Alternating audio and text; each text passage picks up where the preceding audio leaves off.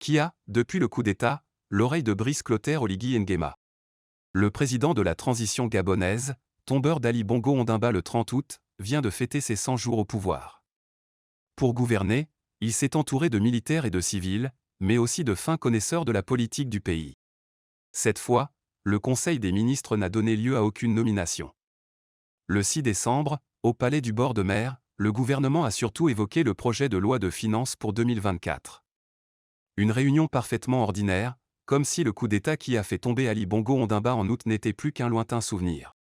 Président le Conseil des ministres, le général Brice Clotaire Oligui Nguema semble s'être fait à son nouveau rôle. L'ancien patron de la garde républicaine s'est entouré de militaires et de civils. En témoigne la composition du gouvernement, au sein duquel il a placé quelques-uns de ses fidèles à des postes clés. Si ses compagnons de formation et de carrière occupent bien sûr une place importante, le président de la transition a pris soin de garder près de lui des politiciens aguerris avec lesquels un lien de confiance se tisse progressivement. Directeur du génie militaire, le général Gabin Oyougou Leunda est une connaissance de longue date du président. Les deux hommes ont fait leurs armes à l'Académie royale militaire de Meknès entre 1998 et 2002. Originaire de Moanda, à l'est de Franceville, dans le Haut-Goué, le militaire accompagne Brice Clotaire Oligui Nguema dans certains de ses voyages. Dernier en date, le déplacement au Cameroun, où il est arrivé avant le président pour effectuer une visite de travail auprès du génie militaire. Autre camarade de route du chef de l'État, Arsène Envaou a été son binôme durant de nombreuses années. Formé en Belgique, à l'Académie royale, il fut lui aussi l'aide de camp d'Omar Bongo Ondimba. Les deux hommes étaient aux côtés du président lorsqu'il s'est éteint à Barcelone, en 2009.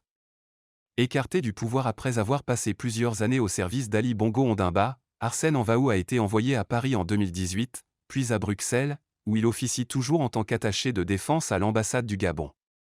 Le militaire s'est rendu après le coup d'État à Libreville, où il s'est entretenu avec Oligui Nguema. Ce qui fait le bon militaire, c'est la méfiance, pas la confiance aveugle, souligne un proche du chef de l'État. S'il n'est pas dans le comité stratégique, le vice-amiral Pierre Amrin fait office de contrepoids. Car le risque, après un putsch plaçant l'armée au cœur du pouvoir, c'est qu'une contre-rébellion s'organise au sein même des militaires. Ami de toujours d'Oligui Nguema, bien qu'il ne compte pas parmi ses plus proches, le haut gradé de la marine gabonaise avait été promu chef d'état-major particulier d'Ali Bongo Ondimba début 2022. Oligui Nguema l'a chargé de donner un avis sur les décisions prises par le noyau du Comité pour la transition et la restauration des institutions, CTRI. Au cœur de cette structure, le colonel Ulrich Manfumbi dispose d'une influence particulière.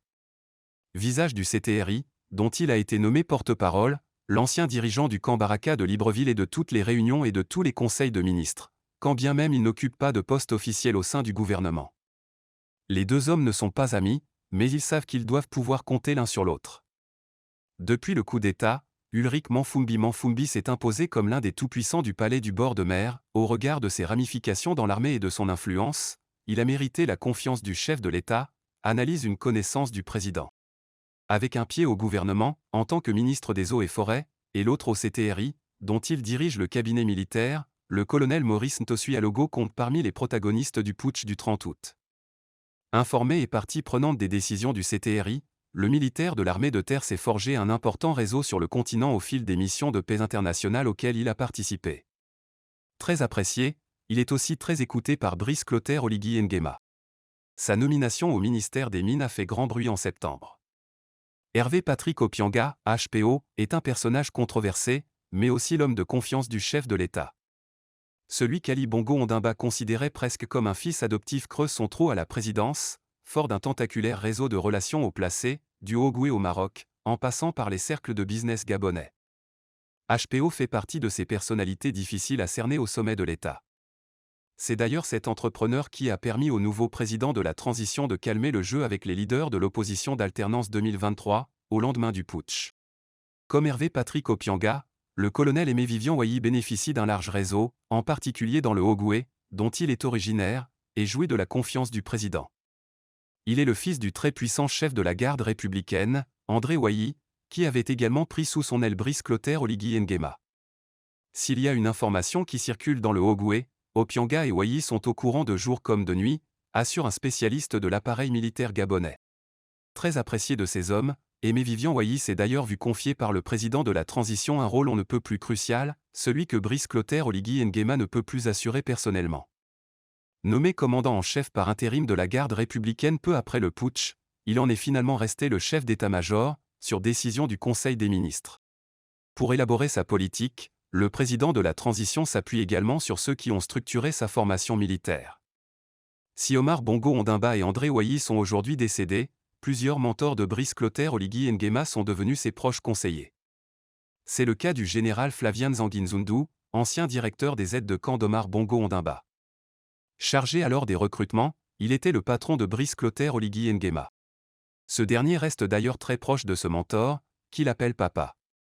D'après nos informations, les deux hommes auraient par ailleurs des liens familiaux, puisque Flavien Nzanguinzundu est un parent de la première dame, Zita Oligui Nguema, issue de Lebamba, une commune de l'Angounié.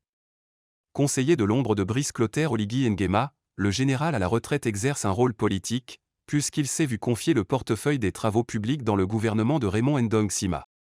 Autre figure qui a beaucoup influencé la carrière du président de la transition, l'ancien gouverneur militaire Jude Ibrahim Rapon-Chombo, rattaché au ministère de la Défense, est un fidèle parmi les fidèles de Brice Clotaire Oligui Nguema. Présent dans toutes les réunions, le général de division a l'œil sur toutes les décisions. Début septembre, le chef de l'État l'a d'ailleurs nommé à un poste clé, la mairie de Libreville, secouée par des soupçons de détournement financier. Il bénéficie du statut de « délégué spécial ». Pour se maintenir au pouvoir, Brice Clotaire Oligui Nguema sait qu'il peut compter sur sa famille et sur des piliers du système Bongo. Cousin éloigné d'Ali Bongo Ondimba, le président de la transition fait lui aussi partie du clan d'Ungwoni. Il a grandi dans le Haut-Goué, où sa mère l'a élevé.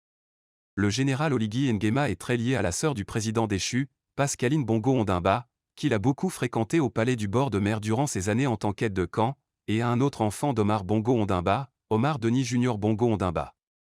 Tous deux le conseillent dans sa gestion du pays. Le président bénéficie ainsi du réseau congolais du petit-fils de Denis Sassou Nguesso. Pascaline travaille dans l'ombre, elle ne souhaite pas revenir dans la lumière, assure un proche d'Oligui Nguema. Brice Clotaire Oligui Nguema s'est également largement entouré de purs politiciens. Son directeur de cabinet, Arthur Lemamy, est d'ailleurs un proche de Marie-Madeleine Borancio, et assurait les mêmes fonctions auprès de la juriste avant sa nomination. Très proche de la famille, Lemamy a gagné progressivement la confiance du chef de l'État.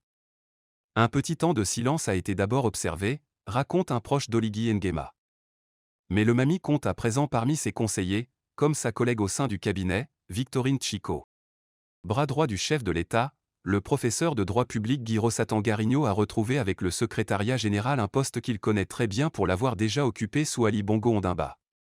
Rossatang-Garigno mérite la confiance du président, notamment au vu de son expérience, souligne une source proche du militaire. Il n'a pas plu à la Young Team, puisqu'il émettait des réserves sur ce qui était décidé lors de chaque réunion.